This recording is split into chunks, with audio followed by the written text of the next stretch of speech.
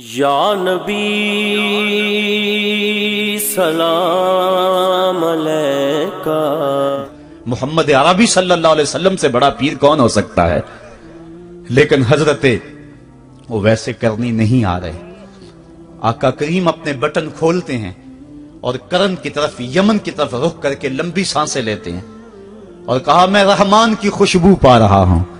ایک دن صحابہ نے پوچھا بندہ نواز جس کے لیے تڑپتے ہو، جس کی ٹھنڈی ہوائیں آپ کو آ رہی ہیں، وہ آپ کا بڑا پیار کرنے والا ہے؟ کہا ہاں میرے سے بڑی محبت کرتا ہے۔ تو کہا پھر اتنی محبت کرتا ہے تو یمن تو دور نہیں ہے، بلال حبش سے آ گیا، سلمان فارس سے آ گیا، سہیب روم سے آ گیا، اور وہ یہاں یمن سے نہیں آ سکا؟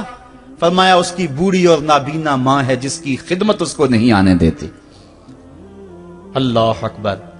اب حضرت اویس کرنی نہیں آئے لیکن خیر التابعین کہلائے، آئے نہیں لیکن حضور ان کی یاد میں تڑپ رہے ہیں۔ اللہ، بلکہ حضور نے فرمایا کہ کوئی جائے اویس بن عامر کو ملے، اور جب ملے تو اس کو کہنا میری امت کی بخشش کی دعا کرے۔ جو ماں باپ کی خدمت کرتا ہے اس سے ثابت ہوا اس کی دعائیں قبول ہوتی ہیں۔ میں نے ایک روایت میں پڑھا ہے کہ جو آدمی روزانہ اپنے والدین کے لیے دعا کرے، والدین زندہ ہوں تب بھی، والدین فوت ہو گئے ہوں تب بھی، یہ عادت بنا لے، روزانہ ماں باپ کے لیے دعا کرے، ساری زندگی اس کے رزق میں بے برکتی نہیں آئے گی، اللہ اس کو رزق کی فراوانی عطا کر دے گا۔ اور جو والدین کے لیے دعا نہیں کرتا اللہ تعالیٰ کی رحمتوں سے محروم ہو جاتا ہے۔ حضرت ابو ہریرہ رضی اللہ تعالیٰ عنہ جب بھی ہاتھ اٹھاتے تھے تو یہ دعا کرتے تھے، اللہم اغفر لأبی ہریرہ ولأمی ولمن استغفر لہما، اے اللہ ابو ہریرہ کو بخش دے، حضرت ابو ہریرہ کی ماں کو بخش دے، اور قیامت تک جو ہم دونوں کے لیے بخشش کی دعا کرے اس کو بھی بخش دے۔ حضرت امام محمد بن سیرین ایک بزرگ ہوئے تابعی، جب بھی دعا کرتے تھے یہ دعا ضرور کرتے تھے، اے اللہ ابو ہریرہ کی بخشش کر دے۔ کسی نے کہا کہ تمہیں ابو ہریرہ رضی اللہ تعالیٰ نے ان کی ماں سے بڑی ہمدردی ہے؟ کہا ان سے جو ہمدردی ہونی ہے وہ تو ہونی ہے۔ انہوں نے کہا ہوا ہے اللہ ابو ہریرہ اور ان کی ماں کو بخش دے، جو ان کے لیے دعا کرے اس کو بھی بخش دے۔ تو میں دعا کر کے اپنی بخشش پکی کر رہا ہوں۔ تو والدین کے لیے دعا کرنا اللہ کی رحمت کو دعوت دینا ہے۔ تو فرمایا کہ جاؤ اویس بن عامر کو جانا اور جا کے اس کو میری امت کے لیے دعا کا کہنا۔ حضرت سیدنا عمر فاروق حضرت علی المرتضیٰ گئے، جا کے ڈھونڈا، تلاش کیا، اویس بن عامر ملے، حضور کا سلام کہا، بس پھوٹ پھوٹ کے رونے لگے۔ کہا بتاؤ میرے رسول کے لبوں پہ میرا نام کیسے آیا تھا؟ حضور میرا جب تذکرہ کرتے تھے کیسے کرتے تھے؟ یہ درد دیکھا تو بولے کہ کیا آپ اتنی محبت رکھتے ہیں تو پھر ملنے کیوں نہیں آئے حضور کو؟ اتنا جو پیار رکھتے ہیں تو زیارت کرنے کیوں نہیں آئے؟ تو حضرت اویس کرنی نے بات کے رخ کو بدلا، کہا تم نے میرے رسول کو دیکھا؟ تم نے میرے رسول کی زیارت کی ہے؟ کہا ہاں ہم تو صبح و شام وہاں رہے ہیں۔ کہا پھر بتاؤ حضور کے یہ ابرو جڑے ہوئے تھے یا کھلے ہوئے تھے؟ اب دونوں حیران ہو گئے۔ کہا تم نے تو دیکھا، میں نے تو دیکھا نہیں، تم بتاؤ نا پھر، میں تو گیا نہیں، مجھے کہتے ہو گیا نہیں، تم بتاؤ حضور کے ابرو جڑے ہوئے تھے یا کھلے ہوئے تھے؟ حیران ہیں۔ کہا حضور آپ ہی بتلائیے۔ کہا کوئی دور سے دیکھتا تو جڑے ہوئے نظر آتے، قریب آ کے دیکھتا تو کھلے ہوئے نظر آتے۔ یہ وہ ہے جو ماں کی خدمت کرتا رہا اور حضور کے دربار میں حاضر نہیں ہو سکا، لیکن حاضری اس کی تھی، وہ جہاں بھی تھا وہ نبی کے قرب میں تھا۔ تو اس لیے ماں باپ کی خدمت اتنا بڑا وظیفہ ہے۔ حضرت بایزید بستامی کہتے ہیں میں نے حق معاف کروا لی اپنی ماں سے، کہ ماں تیرے حق ادا کروں یا اللہ کے حق ادا کروں؟ تو مجھے اپنے حق معاف کر دے، میں اللہ سے اپنے حق معاف کروا لیتا ہوں، اپنی اللہ کو راضی کر لیتا ہوں۔ جنگلوں میں گھومتے رہے، 12 سال بیت گئے، ایک دن دوبارہ آئے، بستام کی سمت سے گزرے، خیال آیا چلو ماں کو سلام کر جاؤں۔ تہجد کا وقت تھا، رات کا وقت تھا، دروازے پہ کھڑے رہ گئے کہ میری ماں سوئی ہوگی، میں نے کبھی کوئی خدمت نہیں کی ماں کی، تو اب اٹھا کے تکلیف کیوں دوں؟ ساری رات کھڑے رہے۔ جب تہجد کا وقت گزرا تو نالی سے پانی آیا، سمجھ گئے کہ میری ماں تہجد کے لیے اٹھی ہے، دروازے کے قریب ہو گئے تو ماں نے ہاتھ اٹھا لیے، کہا اللہ میرا بیٹا بایزید تیری طلب میں نکلا ہوا ہے، میں نے اسے اپنے حق معاف کر دیے، تو اس کو اپنا وصال عطا کر دے۔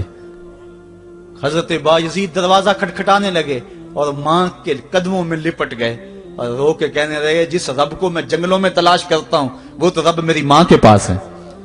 تو ماں کی دعاؤں میں اللہ کی رضا ہے، ماں راضی ہو جائے تو سمجھ لو خدا راضی ہے۔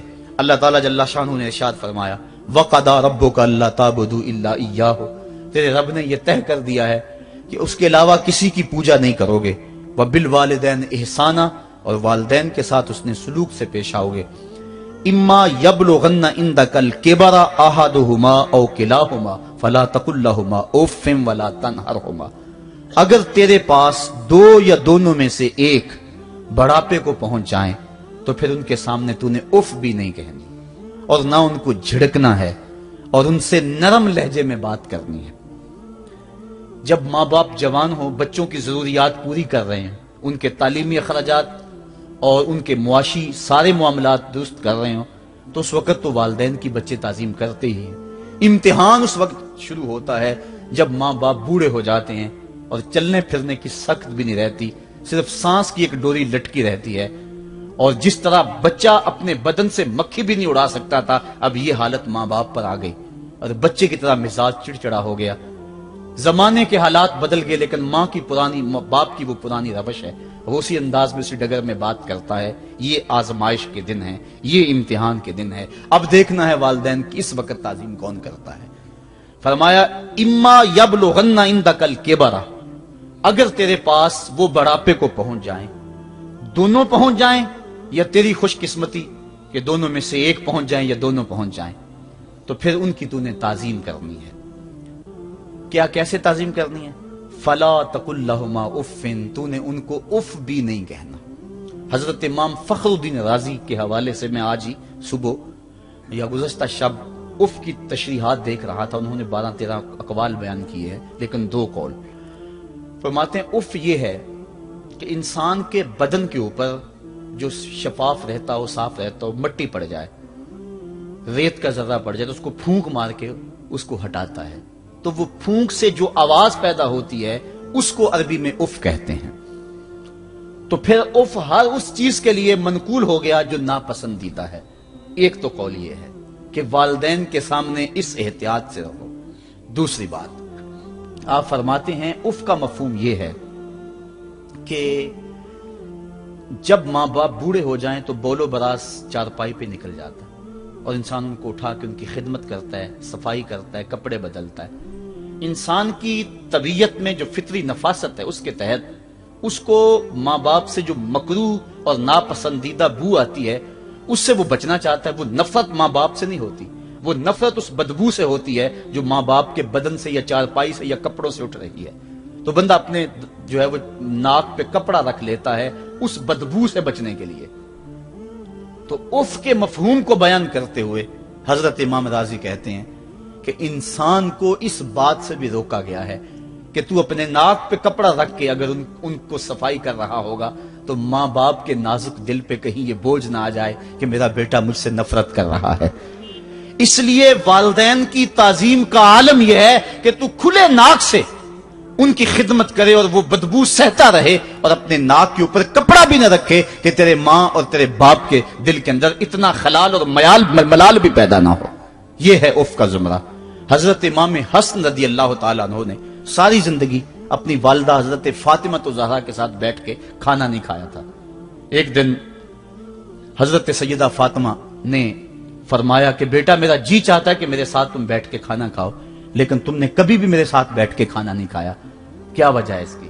حضرت امام حسن فرمانے لگے، عرض کرنے لگے امی میں اس ڈر سے آپ کے پاس بیٹھ کے کھانا نہیں کھاتا کہ کہیں کسی لقمے کی طرف آپ کی نظر بڑھ جائے اور میں عدم آگہی کی وجہ سے اپنے ہاتھ کو اس لقمے پہ ڈال لوں اور نہ جان سکوں کہ اس لقمے کو اٹھانے کا ارادہ میری ماں کے دل میں پیدا ہو چکا ہے اور میں اللہ کی رحمتوں سے محروم ہو جاؤں، اس ڈر سے میں آپ کے ساتھ بیٹھ کے کھانا نہیں کھایا کرتا۔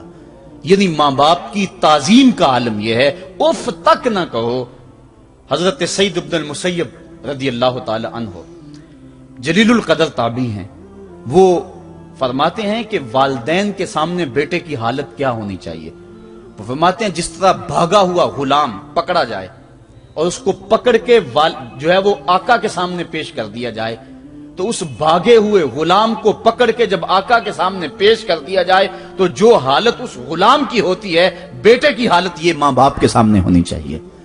اب ان बेटों को सोचना चाहिए जो अपने मां बाप को दकियानूसी का ताना देते हैं और समझते हैं ये ओल्ड फैशन है, इन्हें क्या पता जमाना कहां चला गया है, और उनके फैसलों को मुस्तरद करते हैं। उलमा ने इस बात को तफसील के साथ बयान किया है कि शरीयत के जो कतई ज़ाब्ते हैं, उन ज़ाब्तों और उन कवानीन को और उन मामलात में तो वालिदैन की फर्माबरदारी नहीं होगी अल्लाह की अगर मासियत होती हो, लेकिन जो मामले शक वाले हैं वहां मां बाप के कौल को तरजीह दी जाए। तो फरमाया उनके सामने उफ भी नहीं कहनी, वकुल लहुमा कौलन करीमा, और उनसे नरम लहजे में बात करनी है। वख्फिद लहुमा जनाह ज़ुल्ल मिनर रहमा, और उनसे बात और उनके लिए अपने बाजू बिछा लेने हैं नरम दिली की वजह से, नरमी की वजह से। जब जानवर जमीन की तरफ रुख करता है, ऊपर से नीचे की तरफ आता है, तो अपने परों को सकेड़ लेता है, तो उसके लिए ये लफ्ज बोले जाते हैं वख्फिज लहुमा जनाह।